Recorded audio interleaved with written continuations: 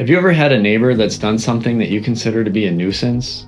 Did you know that lawsuits are filed frequently over nuisances? We handle cases like this all the time, so stay tuned and I will let you know all about real estate nuisances and some real-world examples of claims that are filed on a regular basis. Hi, I'm Paul Zimmer, a real estate attorney practicing right here in Wisconsin. Whether you're the one who's experiencing a nuisance or someone's accusing you of causing a nuisance, these issues can escalate quickly, so let's break it down. What exactly is a nuisance?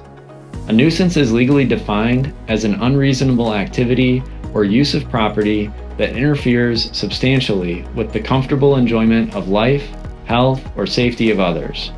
A nuisance could be something as obvious as foul smells or a loud noise, or something complex like flooding from poor drainage, harsh lighting, or even blocking sunlight from your solar panels.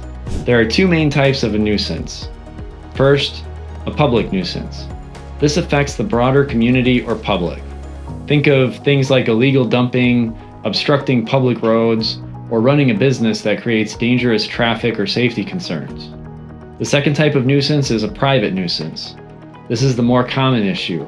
It's a dispute between individual property owners or neighbors about the use of property. Now, here in Wisconsin, we also have statutes that let property owners enforce the local zoning codes against their neighbors when zoning ordinances aren't being followed. For example, under section 62.23, subsection 8 of the Wisconsin statutes, neighbors have the authority to enforce the zoning rules against each other. For example, if your neighbor opens a commercial business in a strictly residential area, or if your neighbor otherwise violates the local zoning code, you may have legal standing to pursue a lawsuit against your neighbor to enforce the zoning ordinances. And that's even if your local authorities aren't enforcing that ordinance. But here's the other side of the coin. What if you are being accused of creating a nuisance, but the claims are baseless? Sometimes nuisance claims are used improperly as a form of harassment or retaliation.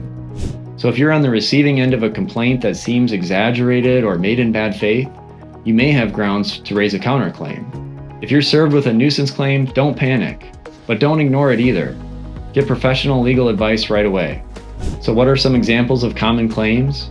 Let me give you some real-world examples of nuisance cases right here in Wisconsin. Drainage issues. Your neighbor regrades their property and suddenly you have water pooling in your basement. Harsh lighting. Someone installs high-powered lights that shine directly into your windows all night. Blocked views or sunlight. Your neighbor puts up a tall fence or structure that blocks your view, or your solar panels can no longer function. Business operations next door. Someone starts a home-based business with increased traffic, noise, or deliveries that disrupt the neighborhood. These aren't just annoyances. They can affect your property value, your quality of life, and sometimes even your health. If you're dealing with one of these situations, or if someone is claiming that you are the problem, don't go it alone. These cases can get technical fast, especially when zoning, land use, or environmental rules are involved.